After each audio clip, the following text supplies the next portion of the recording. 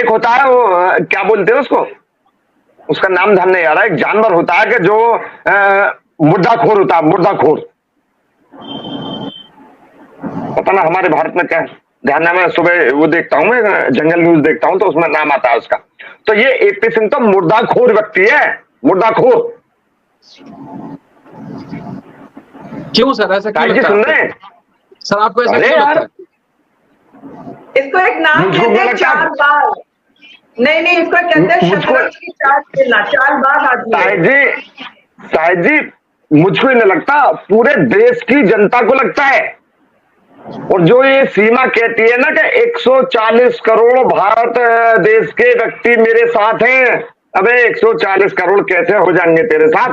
तेरे साथ सिर्फ एक, उसका नाम याद नहीं है, उसको मुर्दाखोर ही कह देता हूं मैं, अकेला एक मुर्दाखोर ही तेरे साथ है।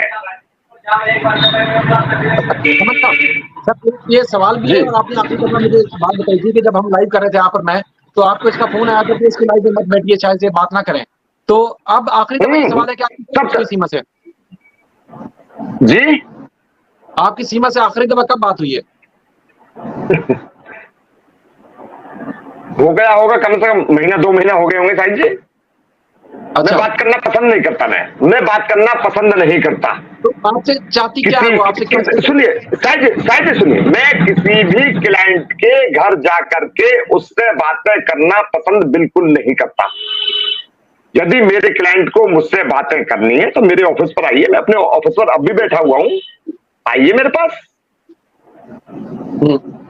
पर उसने अपनी नकली शादी में आपको क्यों बुलाया फिर? नकली शादी में उसने बुलाया क्यों?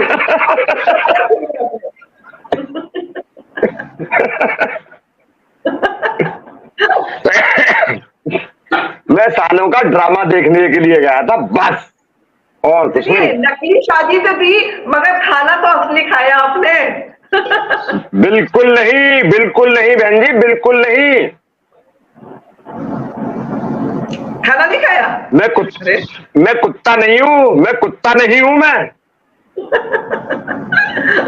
जो दूसरों के तलवे चाटता दौड़ूं मैं।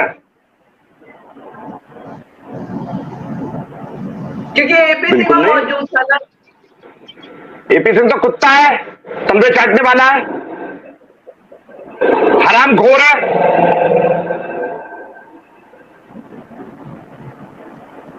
तो बहन जी आप उस एपी से बदतमीज, हरामखोर, कुत्ता, नालायक, कितनी गालियां दूं उतनी कम है उसको।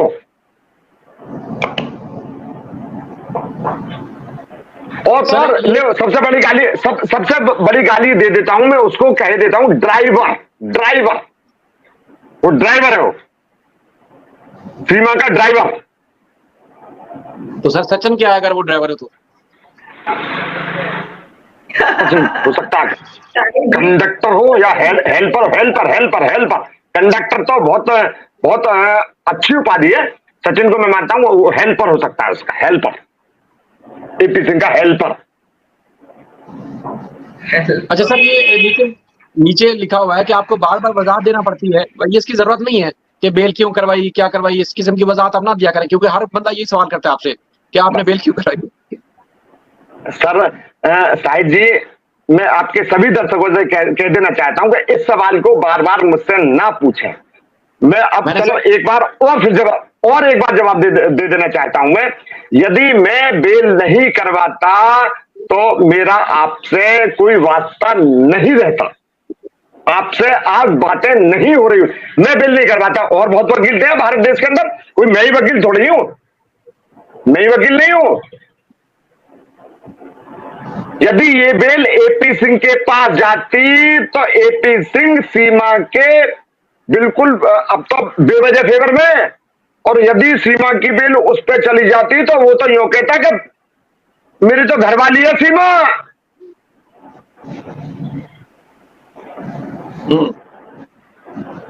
सीमा से एपी सिंह अपना शादी का अब तक रजिस्ट्रेशन भी करा लिया होता, मैं मानता हूं, जिस तरीके का कृत्य कर रहा है एपी सिंह। सर आप सैया बनने का तो मौका, सुनिए मेरी बात, सैया बनने का मौका नहीं मिला उसको। भैया बनने का मौका मिल गया उसको।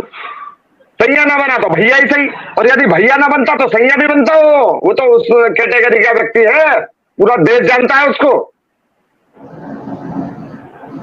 मेरा एपी सिंह कोई दुश्मन नहीं है, लेकिन मेरे उससे मतभेद है, मतभेद। सर आपको एक मैंने नीता बहन से भी सवाल किया था और आपको भी सुनने को मिलता होगा, कई ऐसे लोग हैं जो आप बताते भी रहे हैं कि कई मुस्लिम दोस्त भी हैं जो आपके पास आते भी हैं, यकीनन क्लाइंट भी होंगे, वैसे इलाके की वजह से दोस्ती भी होगी, तो वो लोग, उनका दिल क्या कहता है? वो आपसे कभी तस्करा करते हैं कि यार ये सीमा की वजह से हम सब ऐसा है कि एक दूसरे से नफरत ना पैदा हो जाए? कोई ऐसी कभी बात होती है सर? साहिब जी होती है, मैं बता रहा हूं होती है, पर मैं सिर्फ उनको समझाने का काम करता हूं साहिब जी, ना कि उनको भड़काने का काम करता।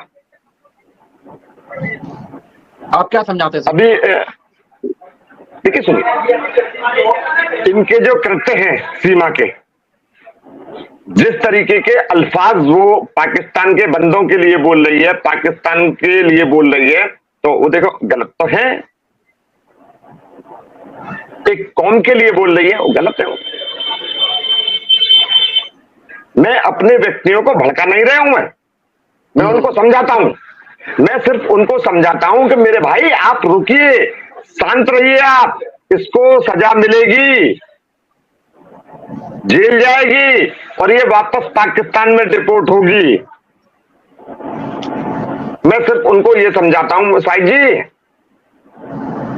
वरना जिस तरीके के जिस तरीके के अल्फाज जिस तरीके के अल्फाज यूज कर रही है ना अब, तो ये अब क्या होता है कि पानी सिर से ऊपर जाने वाले अल्फाज बोल रही है।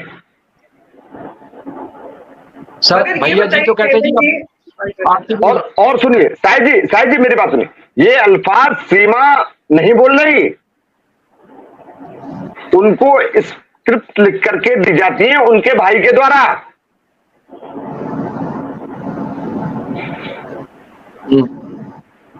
जो एक देशद्रोही है, देशद्रोही।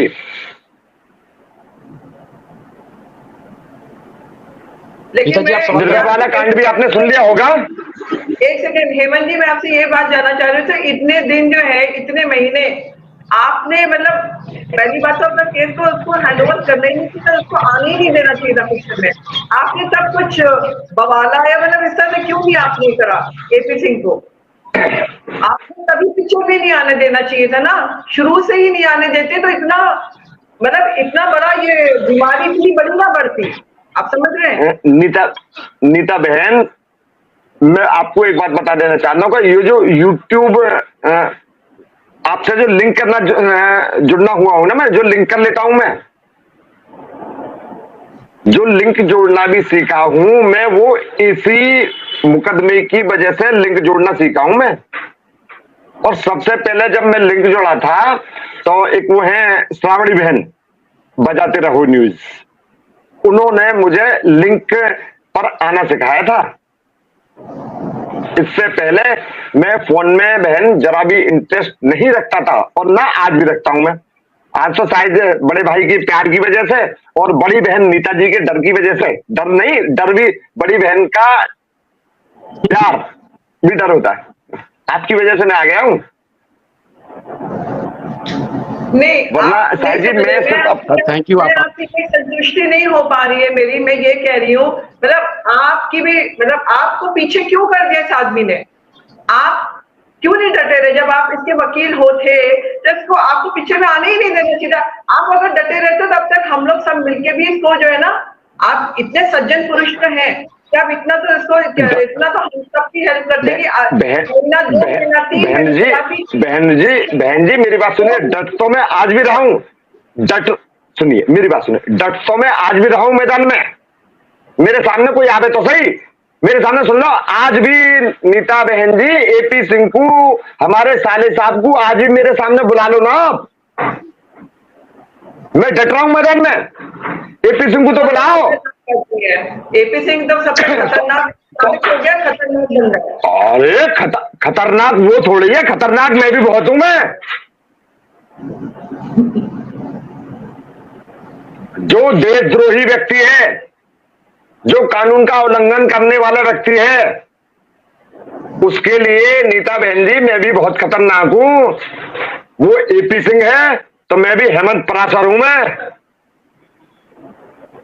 हेमंत साहब, मैं इसी कानून वजह से पसंद, सर आप जिस तरह मैं बात कानून पसंद रखती हूँ शायद जी। आप सर जिस तरह बात एपी करते सिंह हैं, इसी वजह जी। से तो आपको सुनना पड़ जाता है जी। आप जिहादी भी हैं, आप आतंकवादियों के साथ ताल्लुक भी है, सबको तो आपको सुनना पड़ा इसी हाँ। वजह से कि आप इतना खोल के बात करते हैं। साहिब जी मेरी बात सुनिए, आप पाकिस्तान के रहने वाले हो, आप, मैं भारत का रहने वाला हूं। मेरी आपसे बातें हो रही है, पाकिस्तान के व्यक्ति हैं।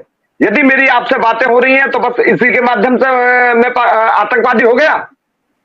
और यदि आपसे बातें करने के लिहाज से मैं आतंकवादी हूं तो साहिब जी मैं आप जैसे हर एक व्यक्ति से बातें करना पसंद करूंगा। आप जैसे व्यक्ति, हर एक व्यक्ति से। यदि आपसे बातें करने के लिहाज पर मैं आतंकवादी हूं साहिब जी, तो मैं आप जैसे हर एक व्यक्ति से बातें करना पसंद करूंगा।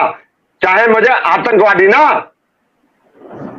आतंकवादी स्क्वाड 10 कर दो मुझे, आप स्क्वाड 10 तो भी मुझे पसंद होगा। ऐसा आतंकवादी में बनना चाहूंगा मैं, यदि आपसे बातें कर रहा हूं तो।